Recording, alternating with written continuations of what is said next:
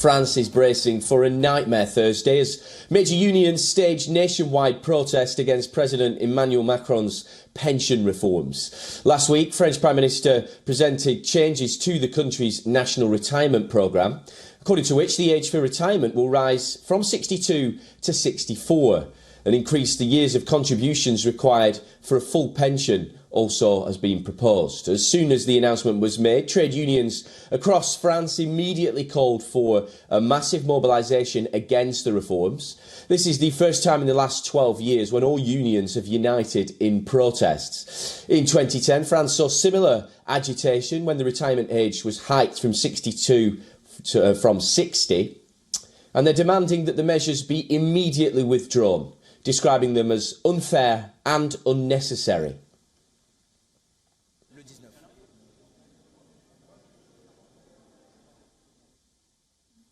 Well, it's completely unfair because there are actually other ways of paying for pensions. It is indeed a political choice not to help the workers of the country for the system, which is a system of solidarity, and forgetting that pensioners are not just people outside of society. They also contribute. They are important to society. Along with unions, 70% of teachers are also expected to strike. This has led to closure of some schools. Transport and health services will also be impacted by the strike. Most trains will not run, while the Paris Metro has said its services will be heavily disrupted, and flights are reported to have also been cancelled. Strikes have been announced by truck drivers, couriers and delivery companies as well. Oil refinery workers are all winners in this reform. And the thing is that there are some people who are not impacted at all from this reform, which are the current pensioners, the white collars and the skilled people, because they would have worked long anyway. They started later than the other ones, and if they wanted to have a full pension, they would have had to work up to 65 and even more. The government, which lost its majority in the general election last June, insists it will not back down and has asked workers not to paralyse the country. Pensions reform has long been a controversial issue in France, with street protests halting reform efforts in 1995 and successive governments facing stiff resistance to reforms. They'd eventually passed in 2004, 2008 and 2010.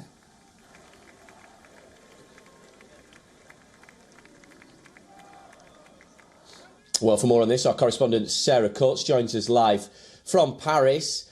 Sarah, it looks like France is grinding to a standstill. Give us the latest from where you are and how things lie in Paris.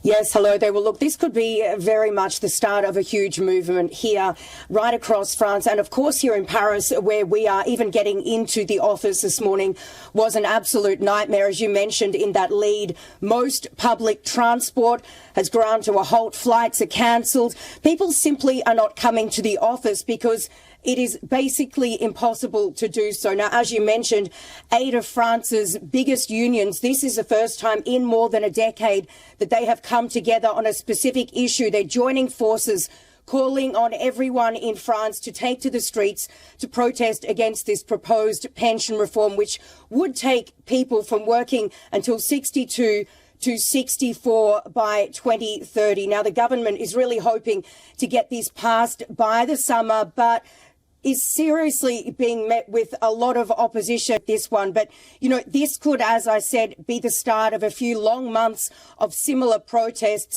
with unions saying that it is unfair, unnecessary, and they will keep taking to the streets until the government drops this controversial pension reform, which it did try and bring in 2019, but was scrapped in 2020 when the pandemic hit. So it is very interesting. It will be very, very interesting to see, you know, if these unions and the power of the people, with an opinion poll that was just conducted recently saying around 70% of people are very, very unhappy with these changes, noting that people do know that there do need to be changes to the pension system, but saying raising the age from 62 to 64 is absolutely ludicrous, and they will not stand for that.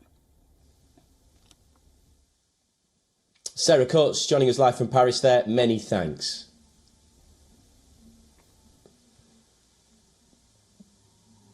For more on this now, we're going to get another view from Marseille, France. Cole Stangler, he's a French-American independent journalist who's an expert in politics and labour issues in France. Well, Cole, many thanks for joining us. Look, we're all living longer. It's going to cost more to look after us when we're older.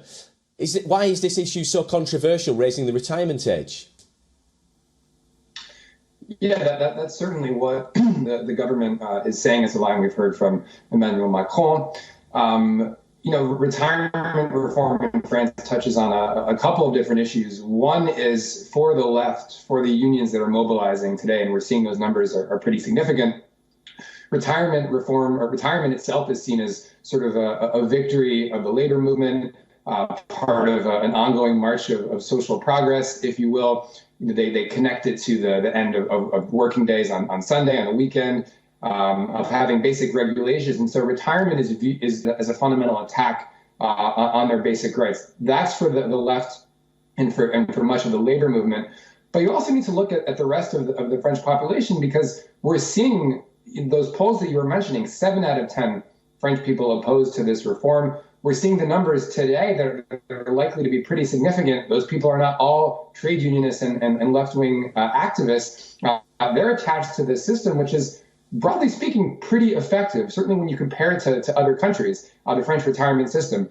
France spends a lot of money on this system, around 14% of its GDP. But if you look at how France compares to its neighbors, retirees have it relatively well in France. France has the second lowest rate of senior poverty among all OECD countries. So a much lower rate of poverty for seniors, than the US, obviously, the UK as well, even Germany and Sweden. And France also has a relatively high, what's called a net replacement rate. So the amount of earnings that are coming in from pensions compared to salaries, around 70% in France. So people have it relatively good for retirees. So people are attached to the system. Again, you have the sort of abstract principles that are at stake that are very important for a segment of the left and for trade unions. But we're seeing today, people are responding to this call to defend the system, which goes beyond sort of these abstract principles. So, Cole, take a look into your crystal ball. Of course, France has a huge history of strike movements when this kind of change is proposed. What do you anticipate is going to happen over the coming weeks and months? And that's the million-dollar question. I think if you look at what the labor unions are hoping for, what they've said, at least the head of the CGT, which is France's historically the largest militant union in France, the second largest today, they said they're hoping for at least 1 million demonstrators today on Thursday as a sort of sign of their strength. That number hasn't been achieved since 2010 under Nicolas Sarkozy. There was another successful attempt to raise the retirement age from 60 to 62. They're hoping for 1 million demonstrators today. And I think today's mobilization is going to be pretty significant. But already then you have to ask the question of what's concessions based on the numbers today. Are they willing to concede a few points? Could they try to make an effort to engage one of the more moderate unions, the CFDT, which is the biggest union confederation? So could the government concede, make some concessions? And then, is this movement going to perhaps spread just beyond these sort of one-day strike dates that unions have called for? We saw what happened with the Yellow Vest movement just a few years ago. Is this retirement issue going to perhaps tap into sort of more pent-up social discontent and anger at the government, anger at inequality?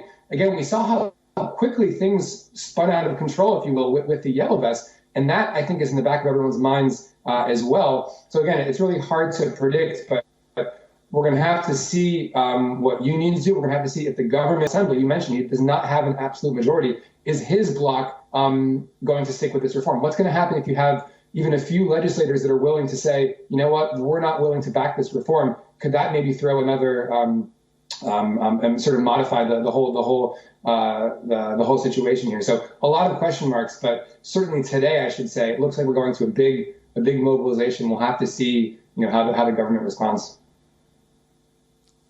Thank you very much, Cole Stangler there, a journalist based in Marseille, France, joining us on WION Live.